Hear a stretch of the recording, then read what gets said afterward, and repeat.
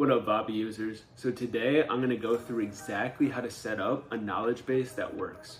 And you're probably wondering, who is this guy? Well, I've worked with over 50 different companies in a plethora of different avenues, ranging from real estate to franchise consultants to tree companies and many more industries. So let's jump right into it. So as you can see, we have an interesting scenario for this customer. And this is the first one that I'm going to show you. I'm going to show you two different examples of different knowledge bases that we built out. So this one was an interesting scenario. We had to decipher where the customer was based on their city and then pass them off to the designated dentist that was in their area, right? So we kind of deciphered it by the cities. We gave them the options of the cities, and then we threw the knowledge bases in, right? And we have three different knowledge base examples that we threw in here. So let's just use this one for example. I threw this in, and you can see right here, all we did was just simple general information about the actual clinic.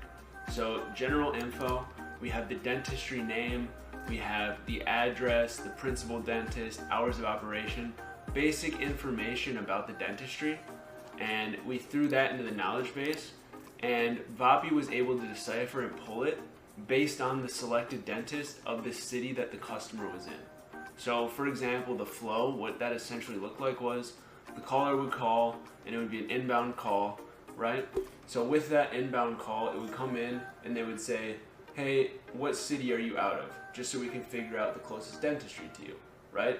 Vapi would decipher based on those listed cities in the prompt, and then it would actually pull the designated knowledge base aspect based on the actual dentistry, and it would be able to provide the information of that dentistry. So this is one example of a knowledge base working, and I'm going to show you another example of some working ones. So for this customer, we did something a little bit different too. So you can see right here, we have two different knowledge bases that we're using for them. One of them is an objection handles knowledge base to handle all objections from the caller and then kind of push them along the actual process. The other one is just the general information about the insurance company, right? So you can see the format of this one, for example, same thing as the other one, company name, hours, locations, website, kind of broad information about them, right? So that's just one of them. The other one is the actual objection. So in here, we only have 5 different objections, but you can just use all of these different objections and have outcomes based on them. So you can say, hey, I'm going to transfer the call after this, or you can say, use this word for word every single time. Now, let me kind of show you how to actually set one up and build one in real action. Awesome. So,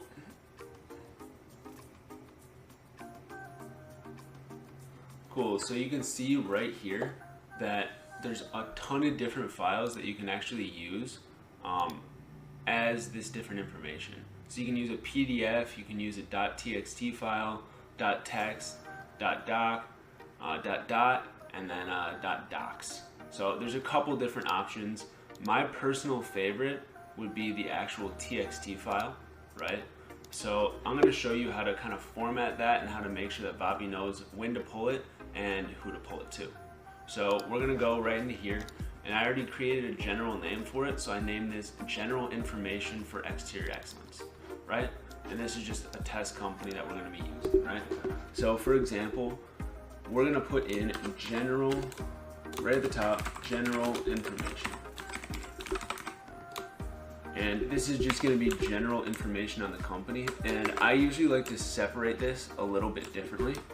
So we can see right here, we have company name we're going to throw in, and then we're also going to want to throw in all the different information. So company name, we want exterior excellence, we want company phone number,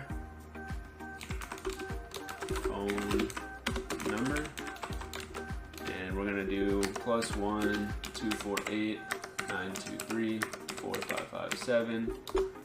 We're going to do company email, and this is going to be john@exteriorexcellencellc.com. The next one we want to do is company hours. And it'll be 9 a.m. to 5 p.m. in Eastern time. We don't need the Eastern time because it's a local company. If you're doing a general company that works either statewide, countrywide, different stuff like that, you're definitely going to want to put in the time zone so it can transition it accordingly. So 9 a.m. to 5 p.m. is what we're going to do, and that is on Monday, Tuesday, Wednesday, Thursday, and Friday. Right? And then the next one we want to do is services. So they do tree removal, tree trimming, stump grinding, lot clearing. And you would just essentially put all the different services that they're going to be providing in here, right? And let's say you want to add years in business, 20 years in business, for example. And you're going to put in all the different information. So we can just use this one as the test one, right? So we're going to X this out and actually save it. And now I'm going to just drop it right into here. And once it's dropped into here, you're going to click upload file and it'll actually upload. So you can see right here, and then I can copy the URL and you should be able to see it all in here. Yep, exactly like that. So the next one we're going to want to do is objection handles. So let's do new and then text document, objection handles. So let's open this up. We're going to make a title for it.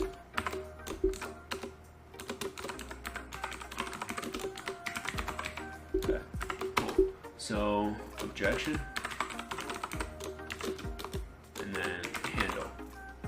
That's how I personally would format these. So I didn't actually enter there. So call me later.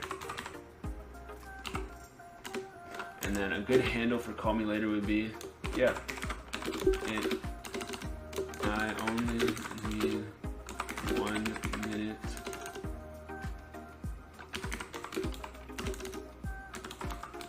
When do you want our estimator to stop by?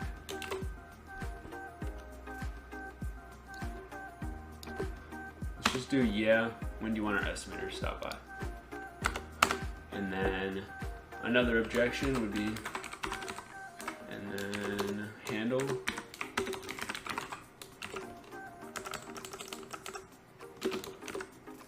I'm looking for the cheapest. Is that you?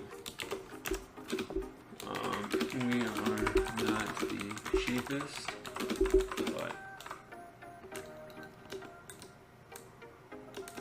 let's do, we provide the best value service on the market right now.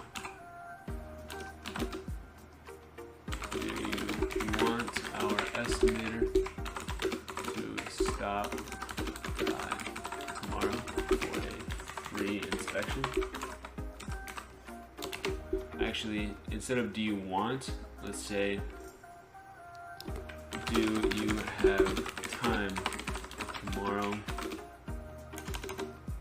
afternoon for a free inspection? So you're only going to want to do tomorrow afternoon if you can assume that the company's calendar is available. So you're going to want to change that accordingly. Obviously, this is just a test objection.